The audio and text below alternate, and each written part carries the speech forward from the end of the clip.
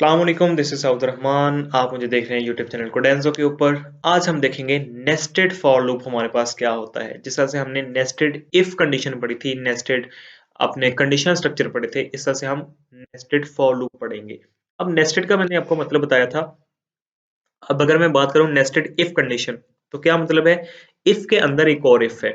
अब मैं अगर बात करूं नेस्टेड फॉर लूप, यानी कि फॉर लूप के अंदर एक और फॉर लूप है। अगर मैं जस्ट बात करूं नेस्टेड लूप क्या होता है, यानी कि एक लूप के अंदर एक और लूप होगा। यहाँ पे हम अगर मैं लिखूं यहाँ पे सिंपल डेफिनेशन कि नेस्टेड लूप जो है हमारे पास क्या है, nested loop is loop with in an other loop. एक लूप के अंदर एक और लूप होगा, यानी कि पहले तो हमारे पास एक आ जाएगा आउटर लूप होगा हमारे पास एक, हम सिंपल कह सकते हैं आउटर लूप है एक हमारे पास। और देन हमारे पास आ जाएगा एक इनर लूप। अब इनर लूप कहाँ पे आएगा? 1 2 3 4 स्पेसिस के बाद हमारे पास आ जाएगा इनर। ठीक है, ये पहला लूप है आउटर लूप, और उसके अंदर एक और लूप है हमारे पास इनर लूप। तो ये हमारे पास क्या बन जाएगा? नेस्टेड लूप बन जाएगा। मैं आपको सिंपल कंडीशन समझाता हूँ। देखिए, फर्स्ट ऑफ ऑल आप सिंपल फॉर लूप प्रिंट करें, जिसमें हमने काउंटिंग प्रिंट करनी है 0 से लेके 10 तक, या 0 से लेके 9 तक प्रिंट करनी है। फॉर एग्जाम्पल हमने, देखिए मैं कैसे करूंगा। For I in range, range में कितनी दूंगा? 0 से स्टार्ट करना है, और क्योंकि 9 तक प्रिंट करनी है तो हम यहाँ पे 10 लिख देंगे। यहाँ पे मैं लिखूंगा कॉलन, और यहाँ पे मैं लिख दूंगा, सॉरी सेमी कॉलन के बाद मैं लिख दूंगा यहाँ पे प्रिंट आई। ठीक है, सिंपल चीज है, ये तो आपको पता है सबको। सॉरी यहाँ पे कॉमा आना था। इसको मैं अगर प्रिंट करता हूँ तो आप देखें हमारे पास शो हो रही है आउटपुट 0 से लेके 9 तक। अब देखें ये इस तरह से रो में शो हो रही है। अगर मैं इसको एक लाइन के अंदर शो करना चाहूँ तो मैं यहाँ पे एक एडिशनल चीज आपको एक नई चीज आपको बता दूं। मैं यहाँ पे लिखूंगा कॉमा, और यहाँ पे लिखूंगा end, end equal to double quotes. ठीक है, अब ये डबल कोट्स एंड क्या करेगा? इसको एक लाइन के अंदर कर देगा। मैं इसको क्लियर करके दोबारा से रन करता हूँ तो आप देखें 0 1 2 3 4 5 6 7 8 9, ये इसने एक लाइन के अंदर कर दिए। पहले हमारे पास डिफरेंट लाइन के अंदर आ रहे थे, तो एंड क्या करता है यहाँ पर? एक लाइन के अंदर कर देगा। हम यहाँ पे डबल कोट के अंदर कुछ यूज भी कर सकते हैं। देखें, मैं यहाँ पे अगर करूँ स्पेस लिख दूं तो हमारे पास स्पेस भी आ जाएगी। दोबारा से प्रिंट करता हूँ तो आप देखें यहाँ पर 0, फिर space 1, space 2, space 3, space 4, space 5 and so on. ठीक है, स्पेस भी आ सकती है। हम यहाँ पे कोई सिंबल भी यूज कर सकते हैं। फॉर एग्जाम्पल मैं यहाँ पे डैश लिख देता हूँ, दोबारा से रन करूंगा तो हमारे पास डैश भी आ जाएगी उसके अंदर। ठीक है, इस तरह से भी हमारे पास प्रिंट होता रहेगा। अब देखें, मैं यहाँ पे सिंपल ऐसे ही रहने देता हूँ, सिंपल एंड लिखता हूँ, यानी कि हमारे पास ये चीज शो हो गई। अब देखें, ये हमारे पास एक बार शो हो रहा है। अगर मैं यही चीज जो है पूरी की पूरी 3 बार शो करना चाहूँ, 4 बार शो करना चाहूँ, तो मैं क्या करूंगा? Yes, you can say simply कि मैं यहाँ पे लूप को एक और बार चला देता हूँ।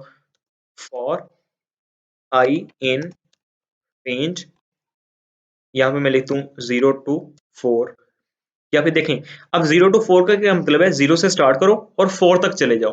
बट मैं अगर यहाँ पर अकेला 4 लिख दूं ना, इसका मतलब भी यही है कि 0 से स्टार्ट करो 4 तक चले जाओ।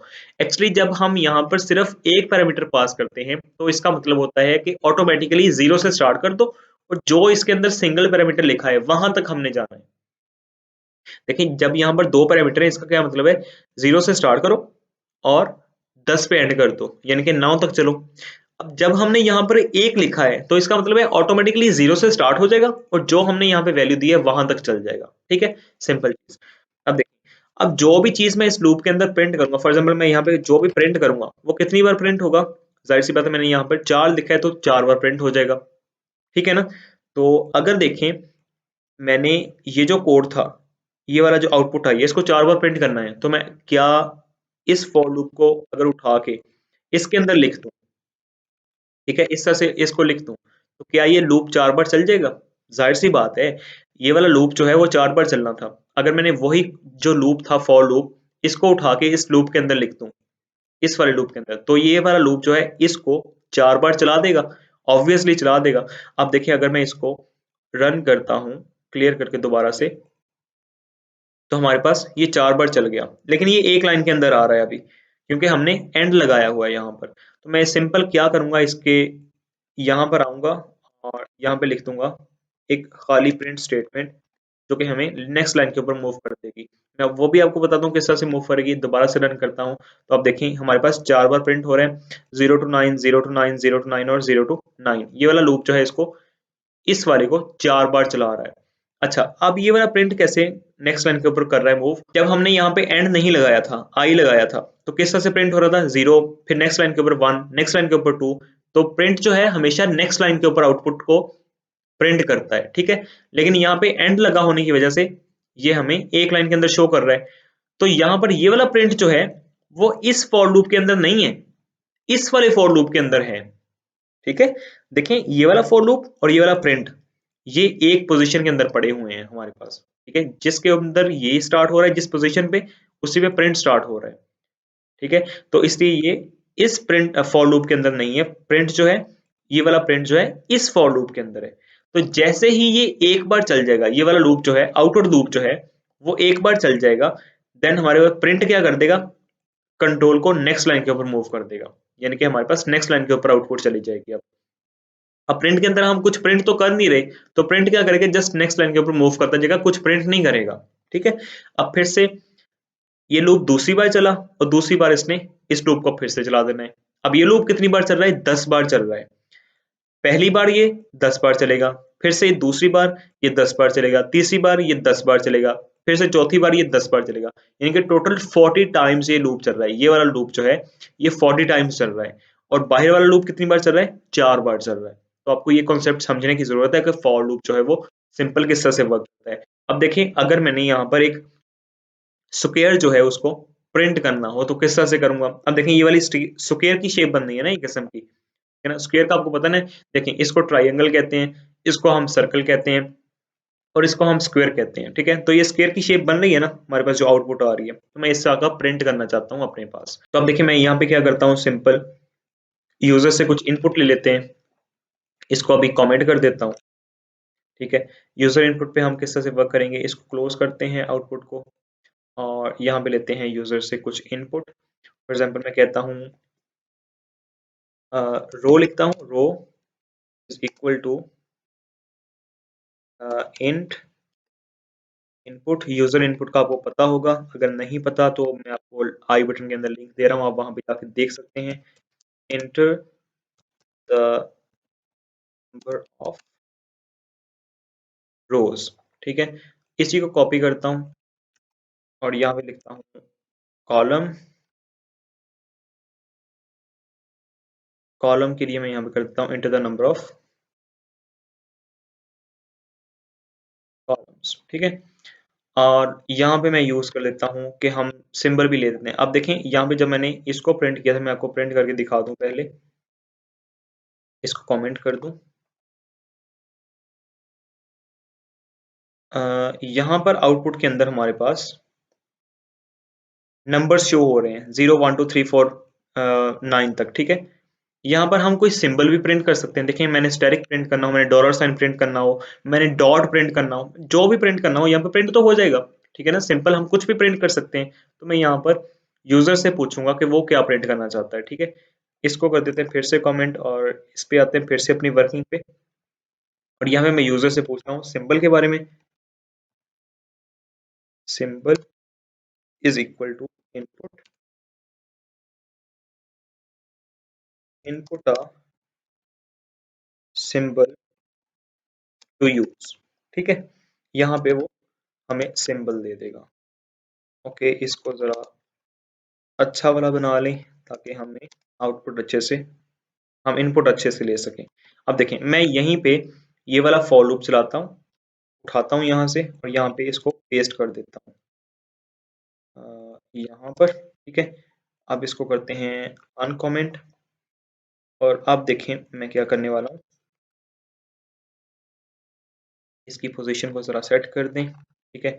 अब देखें आउटर लूप के अंदर हमारे पास होती हैं नंबर ऑफ रोज। मैंने यहाँ पे आपको बताया था आउटर लूप 4 बार चलेगा और इनर लूप हमारे पास 10 बार चल रहा है। देखें ना 10 बार कैसे चलेगा, 0 से लेकर 10 तक हमने 10 बार दिया हुआ है इसको, इसलिए 10 बार चलेगा।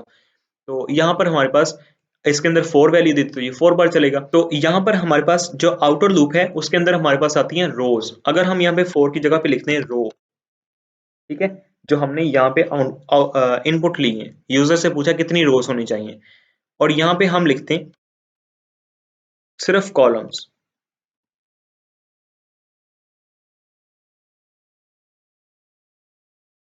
यहाँ पे कॉलम लिखता हूं मैं, ठीक है, जो हमने यहाँ पे ले लिए हैं। अब यहाँ मैं प्रिंट क्या कर रहा हूँ, आई प्रिंट कर रहा हूँ, बट मैं यहाँ पे क्या प्रिंट कर दूंगा, सिंबल प्रिंट कर दूंगा, ठीक है, सिंबल को प्रिंट करना चाहते हैं। बट आपने एक चीज का ख्याल रखना है, पहले भी हमने ये वाला जो लूप चलाया, इसके अंदर देखें हमने दोनों वैल्यूज, जो उसकी वैल्यू क्या रखती थी, यहाँ पर आई रख दी थी। तो हम इसको चेंज करेंगे पहले, यहाँ पर मैं इसको आई कर देता हूँ, यहाँ पर जे कर देता हूँ, ठीक है, यहाँ पर भी हम जे को प्रिंट करेंगे, ठीक है। अब सेम काम हम यहाँ पे भी चेंज कर लेते हैं, ये आई है हमारे पास, ये हम कर लेते हैं जे अपने पास, ठीक है। ये इतनी बार यानी कि चलेगा। अब ये तो वेरिएबल्स हैं, नाम हम चेंज कर सकते हैं। देखें एक वेरिएबल का नाम एक ही रख लेंगे तो हमारे पास नेक्स्ट जाके प्रॉब्लम बनेगी। अभी तो ये प्रिंट हो रहा था, अभी तो छोटा सा प्रोग्राम था, कोई इसने प्रॉब्लम नहीं की, बट आप काउंटर की वैल्यू जो है, काउंटर का जो वेरिएबल का नेम है वो डिफरेंट ही रखेंगे। यहाँ पे मैंने आई और जे रखा, आप एक्स और वाई रख सकते हैं, आप ए और बी रख सकते हैं, आप सी और डी कुछ भी रख सकते हैं, ठीक है ना। मैंने यहाँ पे रख दिया आई और जे। अब देखें अगर मैं इसको रन करता हूँ, अब देखें यहाँ पे क्योंकि इनपुट लेनी है तो हमें इसको टर्मिनल के अंदर चलाना पड़ेगा। टर्मिनल के अंदर किस तरह से चलाएंगे, यहाँ पे जाऊंगा, यहाँ पे लिखूंगा, यहाँ पे छोटा सा एरो है, इसके ऊपर क्लिक करने के बाद रन पाइथन फाइल करूंगा। टर्मिनल हमारा ओपन हो चुका है। यहाँ पर हमसे पूछ रहा है enter the number of rows, 3 rows, okay enter किया। और कॉलम्स कितने प्रिंट करने हैं, हम 10 प्रिंट करना चाहते हैं, ओके जी। यहाँ पे कह रहा है इनपुट अ सिंबल, सिंबल मैंने दे दिया फॉर एग्जांपल स्टैरिक। अब जैसे मैं एंटर करूंगा तो आप देखें यहाँ पर हमारे पास एक स्क्वायर प्रिंट हो गया, जिसके अंदर कितनी रोज हैं, 1 2 और 3, हमने 3 रोज का था, ठीक है। ये किससे प्रिंट हुई, हमारी आउटर लूप के साथ। ये वाला जो आउटर लूप बनाया था इसके साथ हमारे पास 3 रोज प्रिंट हुई हैं। नेक्स्ट हमने कहा enter the number of columns, कितने कॉलम्स हुए, यहाँ पे देखें आउटपुट के अंदर 1 2 3 4 5 6 7 8 9 और 10 हमारे पास कॉलम्स प्रिंट हो गए। तो यहाँ पे भी 10 कॉलम्स हैं, यहाँ पे भी 10 कॉलम्स हैं। ये किसके साथ प्रिंट हो रहे हैं, इनर लूप के थ्रू, ठीक हो गया। ये प्रिंट क्या कर रहा है, 10 को प्रिंट करने के बाद 10 बार चलाने के बाद नेक्स्ट लाइन के ऊपर मूव कर रहा है। और हमने प्रिंट क्या किया था, स्टैरिक। एक बार फिर से चलाते हैं, यहाँ पे जाऊंगा, इसको दोबारा से रन करूंगा, रन पाइथन फाइल। यहाँ पे नंबर ऑफ रोज मैं देता हूँ फॉर एग्जांपल 5, और नंबर ऑफ कॉलम्स भी मैं देता हूँ 5, और यहाँ पे मैं देता हूँ फिर से एंटर करता हूँ। तो अब मैं प्रिंट करना चाहता हूँ डॉलर साइन को, ठीक है। अब मैं एंटर करूंगा तो आप देखें डॉलर हमारे पास प्रिंट हो रहा है। कितनी रोज हैं, 1 2 3 4 और 5 रोज हैं हमारे पास, जो हमने रो दी थी। और कितने कॉलम्स हैं, देखें 1 2 3 4 और 5 हमारे पास कॉलम्स बन गए। कॉलम्स कौन से, ये वाला, ये एक कॉलम है, ये दूसरा कॉलम है, ये तीसरा कॉलम है, ये चौथा, और ये पांचवा कॉलम है। इस तरह से हमारे पास कॉलम्स प्रिंट हो रहे हैं। और हमने किसको प्रिंट करना था, डॉलर साइन को, तो डॉलर साइन के साथ हमारे पास प्रिंट हो रहे हैं। सो दैट्स इट, ये था हमारे पास सिंपली फॉर लूप। आपको जस्ट फॉर लूप पता होना चाहिए क्या होता है, नेस्टेड फॉर लूप हमारे पास क्या होता है, आपको समझने में फिर मुश्किल नहीं पेश आएगी। जस्ट फॉर लूप के अंदर एक और फॉर लूप आ जाएगा तो हमारे पास क्या बन जाएगा, नेस्टेड फॉर लूप बन जाएगा। अब इसके लिए हम डिफरेंट एक्सरसाइज भी परफॉर्म करेंगे। एक्सरसाइज मैंने आपके लिए डिजाइन की हुई है, तो उस एक्सरसाइज के थ्रू आपकी प्रैक्टिस भी हो जाएगी। तो ये है हमारे पास एक्सरसाइज, जिसके अंदर हम ये डिफरेंट फंक्शंस जो हैं परफॉर्म करेंगे। हमारे पास टोटल 6 क्वेश्चंस हैं इस एक्सरसाइज के अंदर। आप कोशिश करेंगे आप इनको पहले खुद से सॉल्व करने की कोशिश करें, सारे के सारे जो क्वेश्चंस हैं, और उसके बाद फिर नेक्स्ट लेक्चर के अंदर मैं इनका आपको सॉल्यूशन भी ज़रूर प्रोवाइड करूंगा, आपको सॉल्यूशन भी बताऊंगा किस तरह से इनको सॉल्व करना है। बट बेटर है कि आप पहले खुद से इनको सॉल्व करके देखें, आपकी प्रैक्टिस भी हो जाएगी इसके अंदर। सो नेक्स्ट लेक्चर तक के लिए मुझे इजाज़त दें। अपना और अपने गिरदनुमा के लोगों का बहुत ख्याल रखिएगा। इस लेक्चर की बहुत ज़्यादा प्रैक्टिस कीजिएगा। मुझे दुआओं में याद रखना है। मुझे इजाज़त दें। अल्लाह हाफिज़।